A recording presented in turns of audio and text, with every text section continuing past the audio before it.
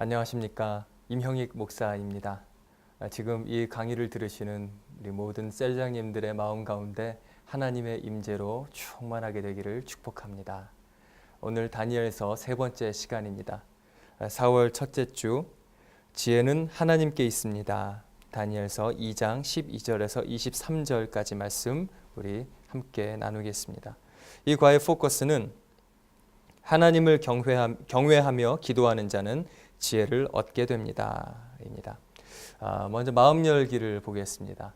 영상을 보시면 이 영상은 진짜 사나이 아시는지 모르겠는데요. 군대 체험을 보여주고 있습니다. 훈련을 받으면서 재미있는 일도 있고 또 때로는 너무나 버거운 일도 있습니다. 여기 강으로 입수하는 장면도 나오는데 강으로 입수하는 장면과 같이 때로는 한계를 뛰어넘어야 되는 일도 해야 될 수도 있고 어쩌면 원하지 않는데 그 순간 가운데 해야 되기 때문에 어쩔 수 없이 해야 되는 일도 있을지도 모르겠습니다. 주변의 상황 가운데 어쩔 수 없이 또는 억지로 했던 경험들 혹시 있으십니까? 그런 것이 생각나신다면 함께 간단하게 나누어 보시기 바랍니다. 오늘 말씀 나누겠습니다. 12절부터 23절까지 말씀 제가 읽겠습니다. 왕이 그 말을 듣고 크게 화가 나서 바빌론의 모든 지혜자들을 찾아서 죽이라고 명령했습니다. 명령이 떨어지자 지혜자들은 다 죽게 되었습니다. 사람들이 다니엘과 그의 친구들도 죽이려고 찾아다녔습니다. 다니엘은 지혜자들을 죽이려고 나온 왕의 경호대장 아리옥에게 조심스러우면서도 지혜롭게 물어보았습니다. 왜 왕이 그런 끔찍한 명령을 내리셨습니까? 그러자 아리옥이 그 일을 다니엘에게 설명해 주었습니다. 다니엘이 왕을 찾아가서 조금 더 시간을 주면 그 꿈과 그 뜻을 풀어드리겠다고 말했습니다. 그리고 다니엘은 자기 집으로 돌아와서 그의 친구 하나냐와 미사엘과 아사랴에게 그 일에 대해 알려주었습니다. 그러자 다니엘과 그의 친구들은 하나님께서 그들을 불쌍히 여기셔서 이 비밀을 알려주심으로 바벨론의 다른 지혜자들과 함께 죽지 않게 해달라고 간절히 기도하였습니다. 그날 밤에 다니엘은 환상을 통해 그 비밀을 알게 되었습니다. 다니엘은 하늘의 하나님을 찬양했습니다. 다니엘은 이렇게 찬양했습니다. 지혜와 권능이 하나님의 것이니 그의 이름을 찬양하여라. 하나님은 때와 계절을 바꾸시고 왕을 패하기도 하시고 세우기도 하신다. 지혜자들에게 지혜를 더하시고 총명한 사람들에게 지식을 주신다. 깊이 감추어진 비밀을 드러내시고 어둠 속에 감추인 것을 아시며 빛으로 둘러싸여 계신 분이다. 내 조상의 하나님 주께 감사와 찬양을 드립니다. 주는 제게 지혜와 능력을 주셨습니다. 우리가 주께 구한 것을 주시고 왕의 일을 우리에게 알려주셨습니다. 내게 지혜와 능력을 주시는 주께 감사와 찬양을 드립니다. 말씀 정리해 보겠습니다. 느부갓네살 왕은 꿈을 꾸었습니다. 그리고 왕의 측근에 있던 바벨론의 지혜자들, 주술사들에게 그 꿈이 무엇인지 알아보라고 했는데 그 꿈이 무엇인지 알아내지 못했고 그 꿈이 뭔지를 알지 못하니까 해석도 할 수가 없었습니다. 그러자 왕은 화가 나서 바벨론의 지혜자들을 모조리 죽이라고 명령합니다. 그러나 그 소식을 들은 다니엘은 새 친구들과 함께 기도합니다. 그리고 하나님께서 주신 환상 가운데서 그 꿈에 대한 계시를 알게 되고 하나님을 찬양합니다. 하나님은 역사의 주관자이십니다. 강력한 나라와 왕이 세상을 움직이고 있는 것 같지만 그것은 하루아침에 돌 하나에 부서져 먼지가 될 수 있습니다. 지금도 하나님의 손은 역사 속에 나타나며 하나님을 경외하는 자들에게 지혜를 주셔서 인도하여 주십니다. 이 본문을 토대로 말씀 묵상 보겠습니다. 먼저 1번 문제입니다. 바벨론의 지혜자, 술사들이 자신의 꿈을 해석하지 못하자 느부갓네살 왕은 바벨론의 모든 지혜자들을 죽이라고 명령합니다. 다니엘 역시 예외가 아니었습니다. 죽음을 눈앞에 둔 절체절명의 위기에 다니엘은 어떻게 대처하고 있습니까? 17절, 18절 말씀을 통해 답을 찾아보겠습니다. 제가 읽겠습니다. 그리고 다니엘은 자기 집으로 돌아와서 그의 친구 하나냐와 미사엘과 아사랴에게 그 일에 대해 알려주었습니다. 그러자 다니엘과 그의 친구들은 하나님께서 그들을 불쌍히 여기셔서 이 비밀을 알려주심으로 바벨론의 다른 지혜자들과 함께 죽지 않게 해달라고 간절히 기도하였습니다. 이 위기 가운데 다니엘은 어떻게 대처하고 있는가? 기도로서 대처하고 있습니다. 첫 번째로는 친구들, 즉 기도의 동역자들에게 함께 이 상황들을 알려주었고 나누어 주었고, 그리고 두 번째로는 하나님께 합심해서 간절히 기도했습니다. 두 번째 질문입니다. 다니엘은 세상의 두려움에 사로잡히지 않고 하나님께서 느부갓네살 왕의 꿈에 대한 비밀을 알려주실 것을 믿음으로 기도했습니다. 그러자 어떤 일이 일어났습니까? 19절 말씀을 통해 답을 살펴보겠습니다. 19절입니다. 그날 밤에 다니엘은 환상을 통해 그 비밀을 알게 되었습니다. 다니엘은 하늘의 하나님을 찬양했습니다. 믿음으로 기도하자 하나님께서 환상을 통해 응답해 주셨습니다. 그 비밀을 알게 되었습니다. 그 다음 질문. 이를 통해 다니엘이 경험한 하나님의 속성은 어떤 것이었습니까? 20절에서 22절을 읽어보시면서 빈칸을 채우시면 되겠습니다. 20절에서 22절까지 말씀 제가 읽겠습니다. 다니엘은 이렇게 찬양했습니다. 지혜와 권능이 하나님의 것이니 그의 이름을 찬양하여라. 하나님은 때와 계절을 바꾸시고 왕을 패하기도 하시고 세우기도 하신다. 지혜자들에게 지혜를 더하시고 총명한 사람들에게 지식을 주신다. 깊이 감추어진 비밀을 드러내시고 어둠 속에 감추인 것을 아시며 빛으로 둘러싸여 계신 분이다. 여기서 볼 수 있는 하나님의 속성, 즉 하나님은 어떤 분이십니까? 20절에서 우리가 알 수 있는 것은 지혜와 권능이 하나님의 것입니다. 21절에서 알 수 있는 것은 지혜를 더하시고 지식을 주시는 분이십니다. 그분이 하나님이십니다. 22절 말씀에서 알 수 있는 것은 하나님은 깊이 감추어진 비밀을 드러내시고 어둠 속에 감추인 것을 아시며 빛으로 둘러싸여 계신 분이십니다. 이 본문 말씀을 토대로 적용해 보겠습니다. 1번 문제입니다. 다니엘은 왕 앞에서 당당했습니다. 죽음을 직면한 상황에서 왕에게 찾아가 시간을 주면 왕의 꿈을 반드시 해석하겠다고 약속합니다. 이와 같이 다니엘은 포로였지만 누구보다도 담대했습니다. 이러한 다니엘의 담대함은 하나님을 향한 깊은 신뢰가 있었기 때문입니다. 우리에게 필요한 것은 다니엘의 담대함입니다. 다니엘은 자기 자신과 다른 사람들의 이 죽음의 위기 앞에서 지금 사람들도 다니엘을 죽이려고 찾고 있는 중이었는데 그런 상황 가운데 오히려 먼저 왕 앞에 자신을 드러내며 그 앞에 찾아가서 다른 사람들의 죽음의 문제까지도 짊어지면서 이 문제를 대면하는 그런 담대함을 보여주고 있습니다. 사실 지난주 본문에서도 다니엘은 감독관에게 찾아가서 자신을 시험해 보라 라고 요청하는 그런 담대함을 보인 바가 있었죠. 즉 다니엘은 포로로서의 자기의 신분이 참 안 되어 있는 상황이든지 아니면 뭐 주변에 어떤 위기로 인해서 위축되어 있는 상황이든지 그런 내적인 외적인 상황에도 불구하고 그 어떠함에도 불구하고 그의 담대함은 위축되지 않았다라는 사실입니다. 이것을 생각하시면서 질문을 보겠습니다. 지금 당신이 뛰어넘어야 할 벽이 있다면 무엇입니까? 뭐 전혀 없는 분이 있을지도 모르겠습니다. 하지만 혹시 여러분이 있기는 있는데 뭐 먼저 체념하고 있는 문제가 있다면 또 그것을 꺼집어낼 수 있게 되길 바랍니다. 지금 뛰어넘어야 할 벽이 있다면 무엇일까? 어떤 분들에게는 결혼의 문제가 계속 앞에 막고 있는 벽이라 생각될 수 있습니다. 어쩌면 자녀 결혼의 문제를 가지고 계신 분도 있겠습니다. 사업과 관련된 어려움도 있겠죠.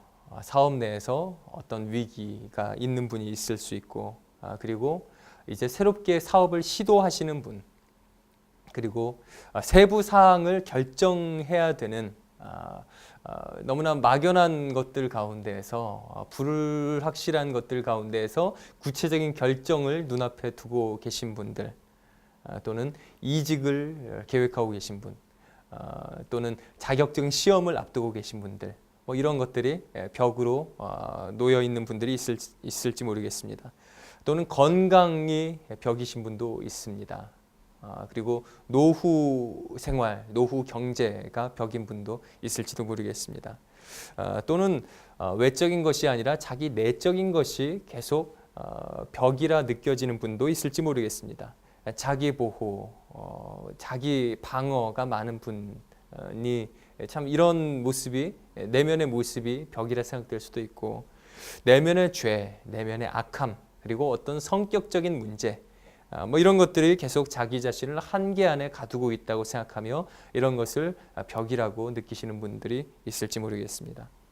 그 벽 앞에서 담대한 마음을 갖지 못하게 하는 두려움은 무엇입니까? 한번 뭐 여러 가지가 있을 텐데 뭐 각자 나누신 벽과 관련해서 두려움이 무엇인지 나누어 보시면 되겠습니다. 뭐 결혼과 관련해서 생각해 본다면 현실적으로 눈앞에 보이지 않는다. 그리고 내가 지금 경제적으로 갖춰져 있지 않다. 그리고 지금까지 나이가 계속 들면서 경험적으로 볼 때에 이게 안 된다. 이게 쉽지가 않다. 아니 이제는 불가능해 보인다. 뭐 이런 두려움이 있을지도 모르겠습니다. 사업과 관련해서는 어떤 두려움이 있을까? 재정적인 어려움이 있겠죠. 그리고 자기 능력에 대해서 확신을 갖지 못하는 경우도 있겠습니다. 그리고 주변 여건이 과연 잘 받쳐줄까? 이것도 불확실하죠. 그리고 혹시 실패하게 되면 나 자신이 너무나 초라해지지 않을까? 주변에서의 그 시선도 있고, 주변에서의 책임감도 있고, 이런 주위에서 보는 시선이 두려울지도 모르겠습니다. 건강과 관련해서의 두려움이 있다면 내 육체를 볼 때, 경험적으로 볼 때 계속해서 더 아파지기만 하더라. 더 안 좋아지고 더 할 수 없는 것들만 많이 생기는데 더 나아지는 것은 없는 것 같다. 뭐 이런 것이 두려울 수도 있습니다. 자기 내면의 문제와 관련해서는 나는 더 이상 상처받고 싶지 않다. 지금 나의 이런 내면의 모습 때문에 이렇게 시도해보고 이렇게 해봤지만 결국 그로 인해서 아픔만 있었다. 실패만 경험했다. 더 이상은 상처받고 싶지 않다라고 하는 상처에 대한 두려움, 이것 때문에 더 이상 이 벽을 직면하고 싶지 않을지도 모르겠습니다. 각자 나름대로 벽들이 있을 것이고 또 그에 따른 두려움들이 있을 것입니다. 이것을 나누면서 먼저 다른 해결보다도 먼저 각자 자기 자신 가운데 다니엘의 담대함을 구하시면서 내면에 새로운 마음을 취할 수 있게 되기를 축복합니다. 여호수아 1장 9절 말씀 함께 한번 보시면서 제가 읽겠습니다. 내가 내게 명령한 것이 아니냐. 강하고 담대하라. 두려워하지 말며 놀라지 말라. 내가 어디로 가든지 내 하나님 여호와가 너와 함께하느니라 하시니라. 그 아래 팁을 보겠습니다. 인간의 존재론적인 불안과 두려움은 불완전성, 유한성, 그리고 불확실성 때문이다.